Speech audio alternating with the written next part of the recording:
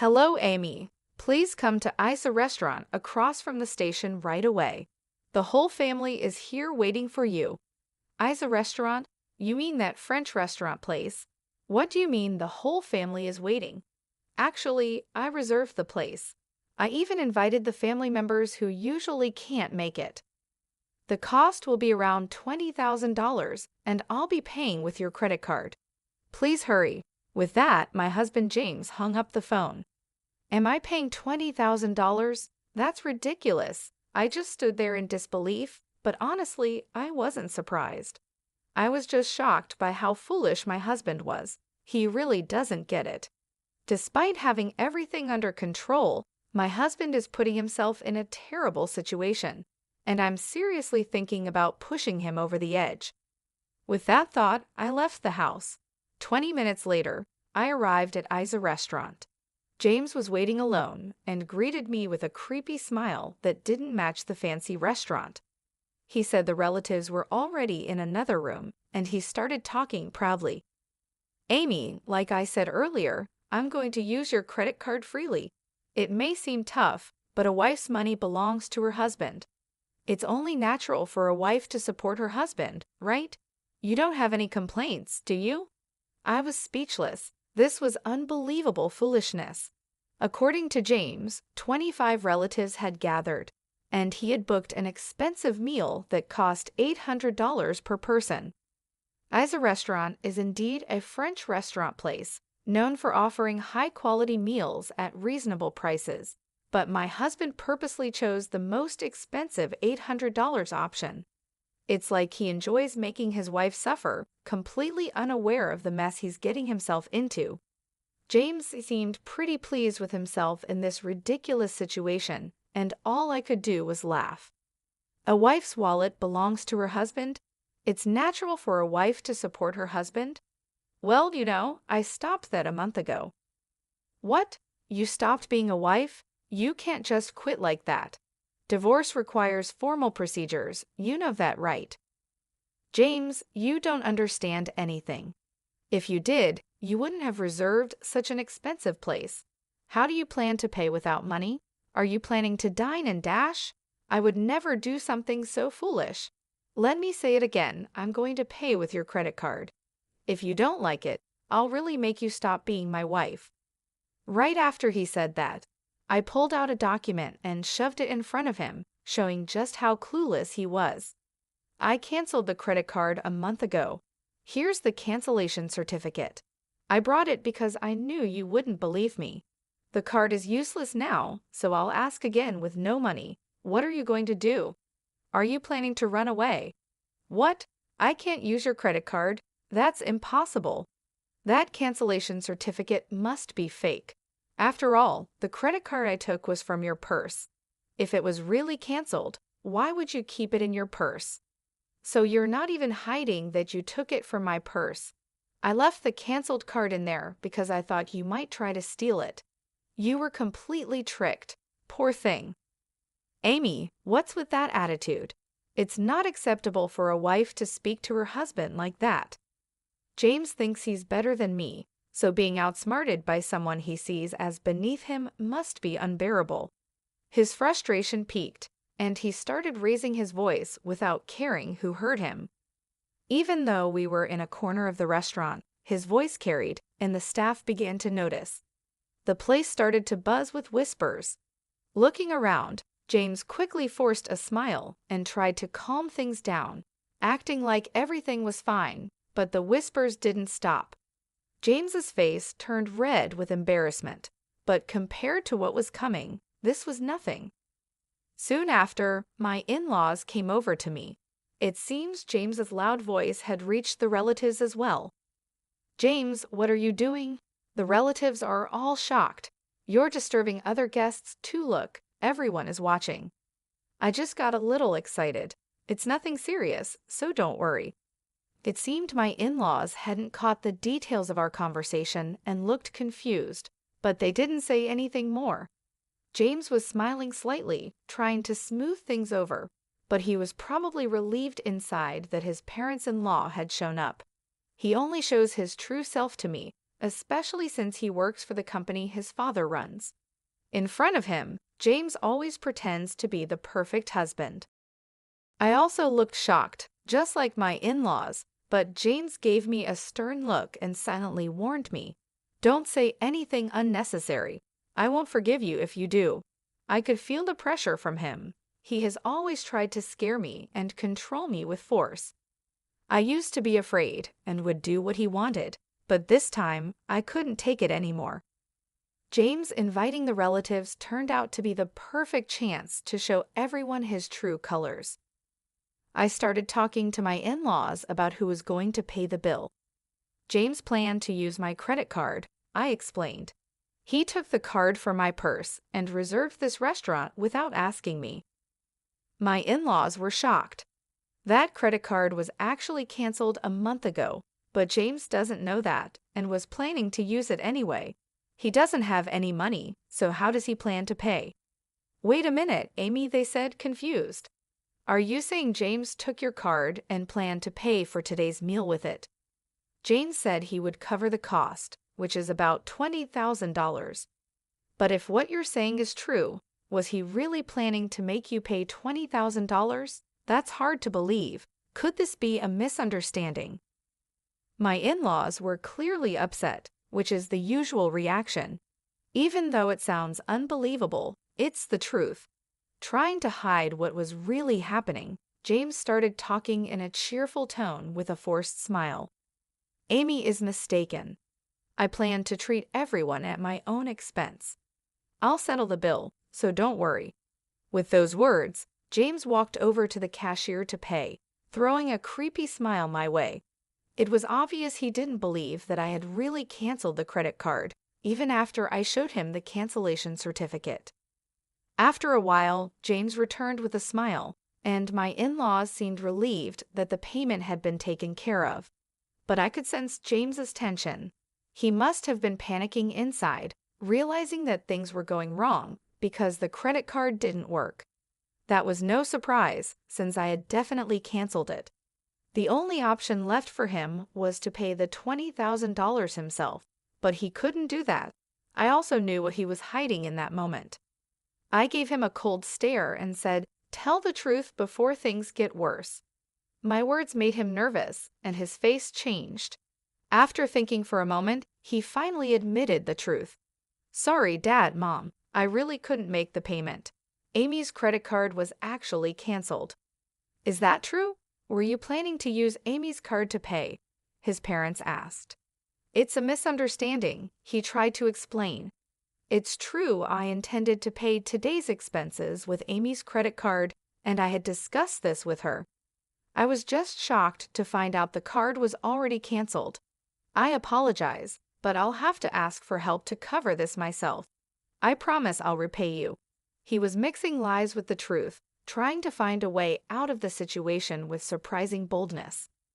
Then he leaned over and whispered to me, "Why did you cancel the credit card? Are you trying to embarrass me?" "Why? It's simple. I didn't want you to use it without my permission," I replied firmly. "The real issue isn't the embarrassment. It's the fact that you were using the card without my consent." He looked at me, surprised by my bold response, and quickly said, "Be quiet. Don't talk about this here. Keeping a canceled card in your purse just causes confusion." But it seemed my in-laws had overheard our conversation, and they turned to James with a stern look.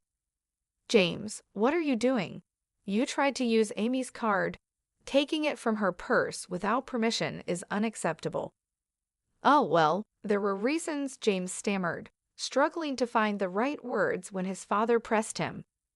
Sensing the opportunity, I decided to explain everything in detail, wanting to reveal his true nature to his parents. For the past year, James has barely been home.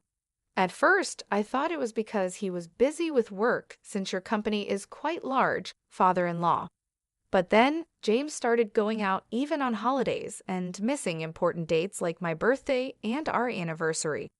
On top of that, he began paying more attention to his appearance and started using my credit card without my permission. My in-laws exchanged worried looks, clearly sensing something was very wrong. I asked James if we could spend more time together as a couple and if he could stop using the credit card without asking me first. But he argued that it's natural for a wife to support her husband and didn't listen. Worse, he even threatened me with divorce and showed me a divorce form he had already signed. Divorce? My father-in-law exclaimed in surprise. Have you been making Amy suffer this much? My mother-in-law asked, raising her voice. My father-in-law stared sternly at his son, realizing that his belief in James being an ideal husband was shattered. There was still hope that James would admit his mistakes, but instead, he tried to defend himself. No, that's not it. What Amy is saying isn't true. I need to look after my appearance because I'm preparing to take over as president. The meetings I attend on weekends are networking events and seminars, all part of my job. What's wrong with using joint funds for work-related expenses?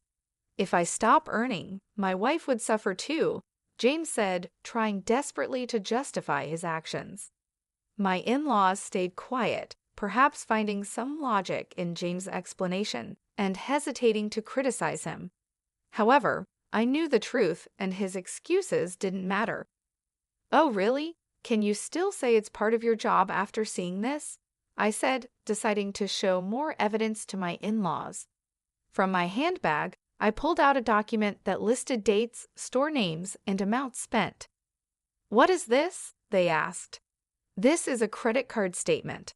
As you can see, it shows purchases of luxury items for women. Why would you buy things like that? I asked, holding up the document.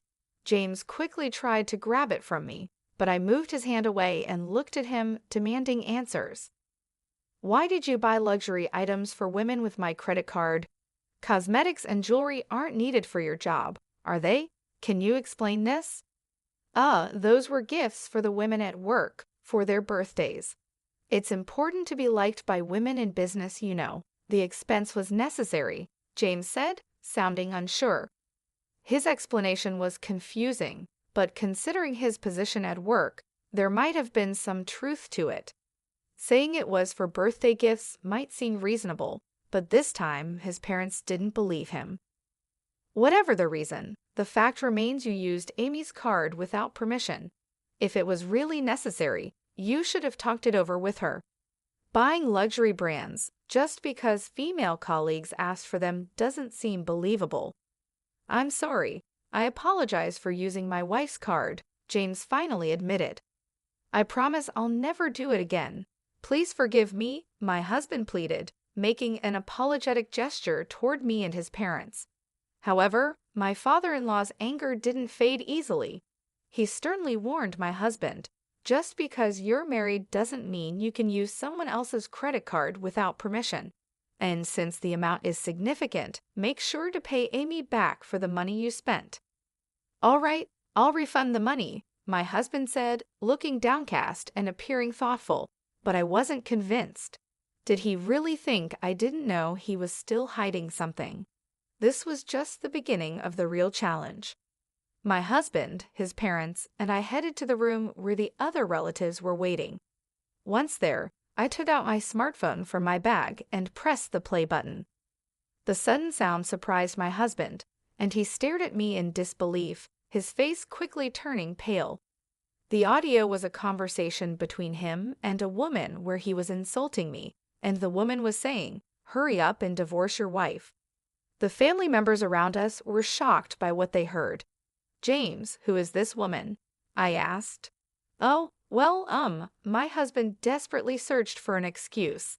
His parents glared at him angrily, and the relatives were horrified by the situation. My husband was now facing another crisis right after the credit card issue, without a moment to recover. There's no hiding it anymore. You're having an affair, weren't you? I said firmly. My husband started sweating and quickly shouted, "That's not true. I'm not having an affair.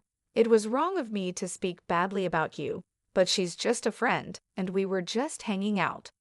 By the way, when did you record this? Eavesdropping is illegal." Although he admitted to insulting me, he kept denying the affair and tried to shift the focus onto me, blaming me for recording the conversation. but I wasn't backing down. I explained the facts so he couldn't escape. James, I've been keeping an eye on you for a while. The credit card history made the affair obvious. That's why, while you pretended to go to work, I installed a listening device in your car. A listening device in the car? That's ridiculous. As I said earlier, eavesdropping is illegal. Do you understand that? If it's to gather evidence of infidelity, it's not illegal as long as it's not used for stalking or anything similar. I responded firmly, showing that I wasn't going to back down. I was ready to do whatever it took to uncover the truth, focusing on my own well-being and finding justice in our troubled relationship. My husband fell silent, realizing he couldn't justify his actions, but he still couldn't admit the truth. Instead, he turned to his parents and relatives, saying, "Everyone, please don't believe what she's saying. She's trying to trap me. I haven't been unfaithful." Sighing, I tossed a document in front of him and the relatives. "What is this?" he asked, looking uneasy. "What do you think it is? It's a demand for compensation." As soon as I said that, my husband's face turned pale. The document was a compensation claim I had sent to his mistress. Through an investigation, it was confirmed that he was having an affair with a woman named Lily. So I went to Lily and demanded compensation from her before coming to him. "You met Lily directly and demanded compensation? What were you thinking?" My husband was so shocked he couldn't speak, but really, he had no right to blame me while ignoring his own mistakes. "Surprised? But she told me everything. She didn't hide your wrongdoings. You were buying luxury items for her with my credit card, weren't you?"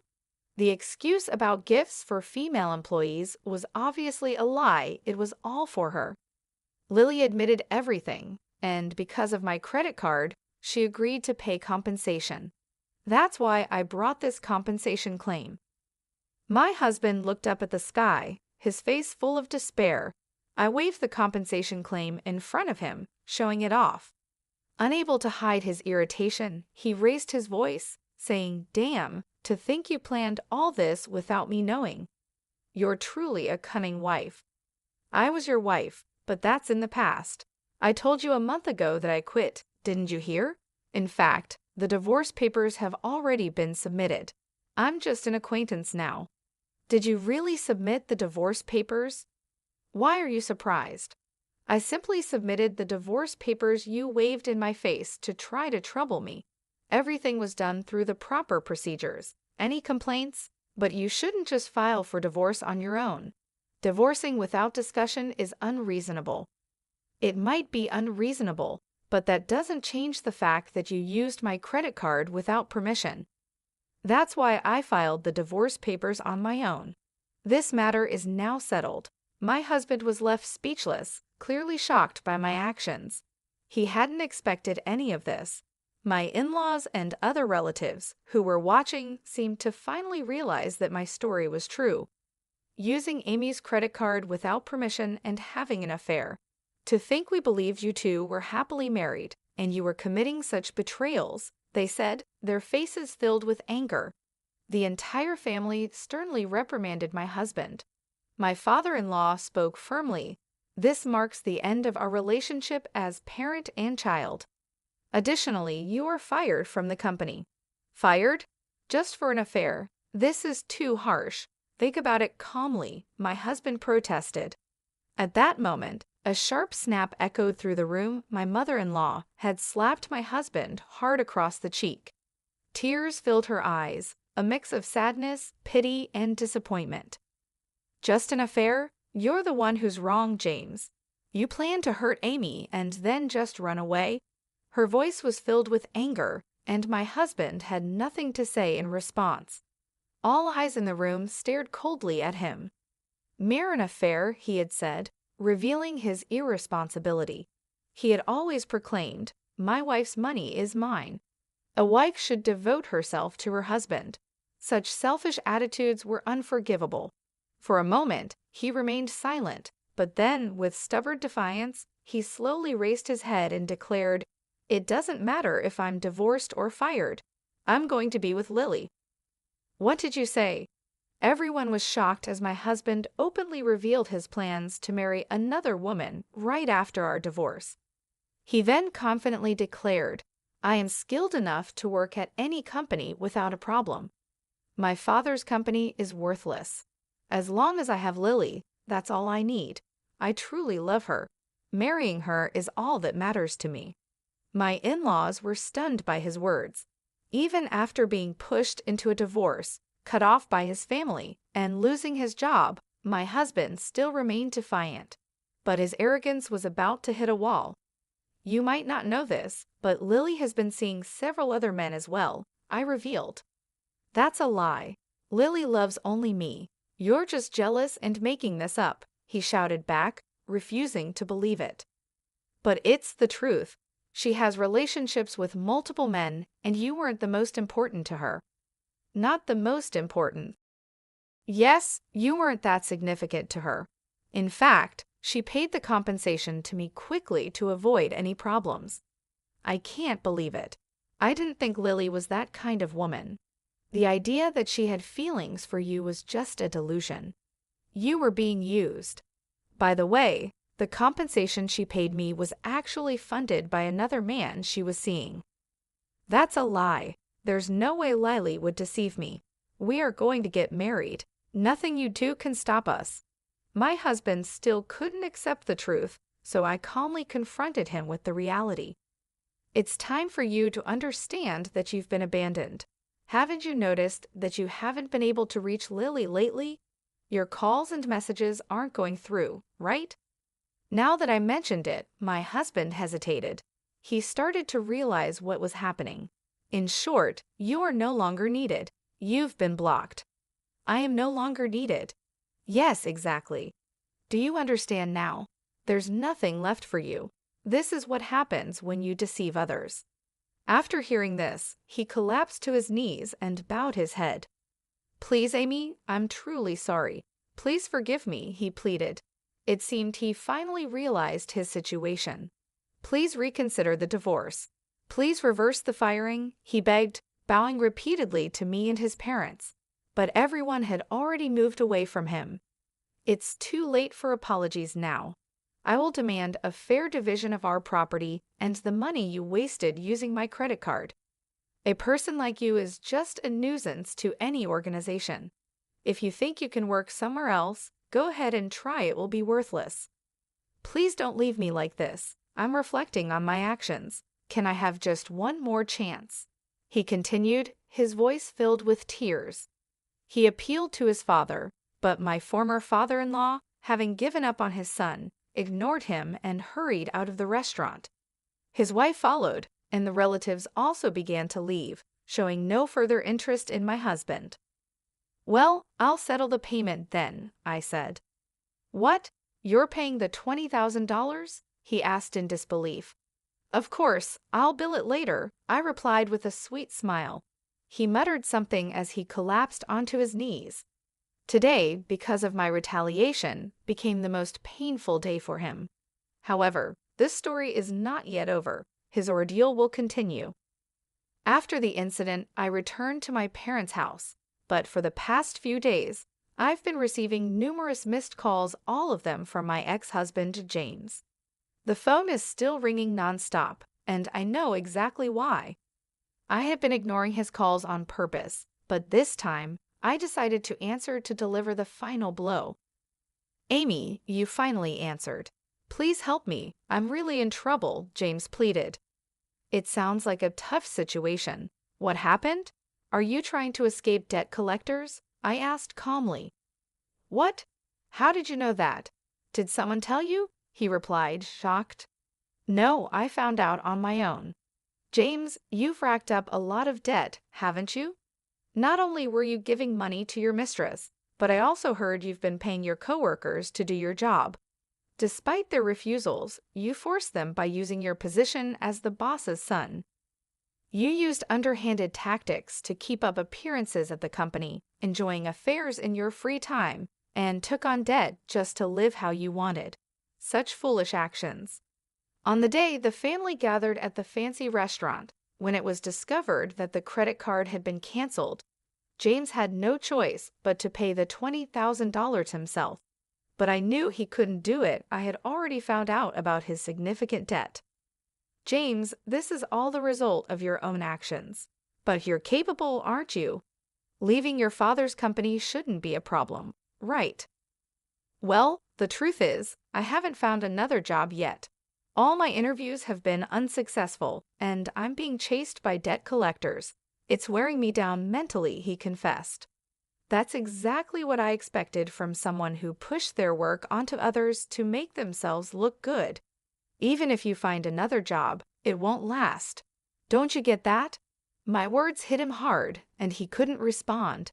Unless he reflects on his actions and changes his ways, he'll keep making the same mistakes over and over. If things continue like this, he'll only face more misery, even without my intervention. Amy, I truly regret everything. I should have valued you more and worked sincerely at my father's company. But I neglected all that. I'm genuinely sorry. Won't you consider starting over with me? He begged. I must say, it's impossible to try again. I believe people can change, but some actions are unforgivable. You didn't just deceive me. You deceived many others who trusted you. You need to pay the price for that. And of course, you will fully repay the property division and the money you misused. Escaping is not an option. After hearing the silence on the other end, I calmly ended the call. 10 days later, I heard more about James's recent situation from my former in-laws. As expected, he hadn't found a stable job and ended up asking his family for support. I need help because we're family. Is it okay for your son to end up like this? He pleaded desperately. It was frustrating to see him ignore and deceive his family and relatives, only to turn to them for help when he was in trouble. His self-centered behavior is something I've always noticed.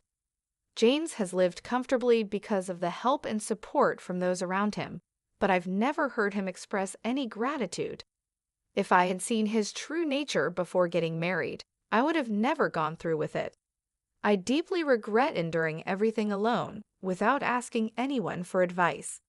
If I had reached out to my in-laws or other relatives sooner, maybe my future would have turned out differently. From now on, I'll be more honest with myself, aiming to become stronger and more determined. It's time to say goodbye to the weaker version of myself and step forward with a firm resolve.